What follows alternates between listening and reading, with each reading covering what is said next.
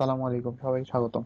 Web scraping এর এই পার্টে আমরা যেটা করব সেটা হচ্ছে ব্রাউজার ডেভেলপার টুল ব্যবহার করে কিভাবে ওয়েব স্ক্র্যাপিং এর জন্য ডাটাগুলো সিলেক্ট করতে হয় এবং ডাটাগুলো ব্রাউজ করে করে কোথায় আছে সেটাকে লোকেট করতে হয়। তো আমি এখানে যেটা যে ব্রাউজারটা ব্যবহার করতেছি সেটা হচ্ছে ক্রোম।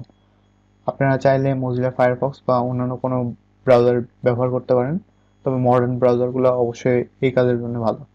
আর ক্রোমের মধ্যে ডেভেলপার টুল অটোমেটিক দেওয়াই আছে, এই জন্য এটা খুব সুবিধাজনক এটা ব্যবহার করা।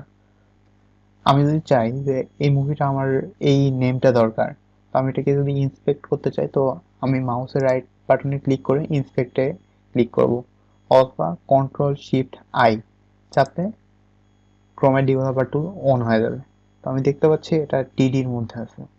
তো প্রথমে বলে রাখছিলাম যে এই কোর্সের জন্য যেটা প্রয়োজন পড়বে সেটা হচ্ছে এইচটিএমএল এর বেসিকটা জানা থাকতে হবে, তাহলে খুব ভালো হবে।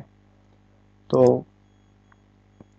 পুরো টেবিলটা এর মধ্যে আছে, অর্থাৎ এর মধ্যে যতগুলো 250টা যে মুভি আছে টপ রেটেড, সেই মুভিগুলো এই টেবিলের মধ্যে আছে।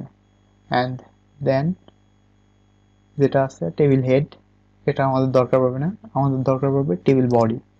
অ্যান্ড এই টি বডির মাধ্যমে আমরা পুরা যতগুলো 250টা মুভি আছে লিস্ট, এই মুভিটা লিস্ট আমরা পাই যাবো। আর যদি প্রত্যেকটা টিডির মধ্যে ঢুকি, তার মধ্যে টাইটেল কলাম আছে, তারপর রেটিং আছে, এগুলো আমরা ধীরে ধীরে বের করে নিতে পারবো।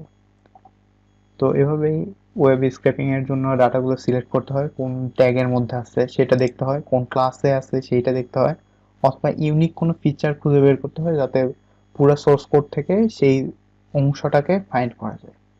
এছাড়াও আরও একটা ওয়েবসাইট যদি দেখি, আমি এটা আমি কেটে দিলাম। তো yts.in, আমরা এই ওয়েবসাইটগুলো নিয়ে বিভিন্ন ধরনের প্রজেক্ট করব, সো পরবর্তীতে এগুলা স্ক্র্যাপ করে দেখব। তো দেখিনি। তো এটা একটা মুভির ওয়েবসাইট, মূলত এটা একটা টরেন্ট ওয়েবসাইট।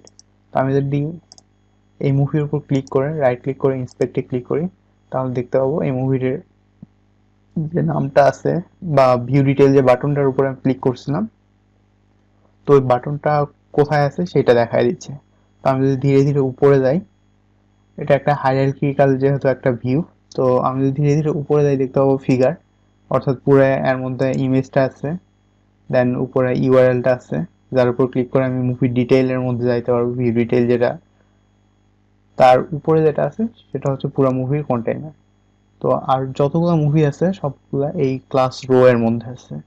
তো আমি যদি ক্লাস রো কে সিলেক্ট করি, তারপরে যদি আমি এই মুভিটাকে সিলেক্ট করি, অর্থাৎ ব্রাউজ মুভির অ্যাপটাকে, তাহলে যতগুলো ব্রাউজ মুভির অ্যাপ আছে সবগুলোর মধ্যে একটা করে মুভি পাবো। আর তার লিঙ্ক থেকে আমি এই মুভির ডিটেলকে কালেক্ট করতে পারবো। তো আমরা শেখার জন্য যে ওয়েবসাইটটা ব্যবহার করবো সেটা হচ্ছে এই বেসিক ওয়েবসাইটটা। আর এইচটিএমএল এর সোর্স কোডটা দেওয়া থাকবে ডিসক্রিপশন বক্সে, অথবা গিটহাবে একটা লিঙ্ক দেওয়া থাকবে আশা করি, সেখান থেকে আপনারা নামায় নিতে পারবেন। এবং আমার সাথে সাথে স্ক্র্যাপিং করে করে এই ওয়েবসাইট থেকে আমরা বেসিকগুলো শিখে ফেলবো। আর এগুলোকে অ্যাপ্লাই করে আমরা বিভিন্ন ধরনের ওয়েবসাইট তৈরি করবো, যেটা আমাদের কোর্স ওভারভিউয়ে বলা ছিল। ধন্যবাদ সবাইকে দেখার জন্য।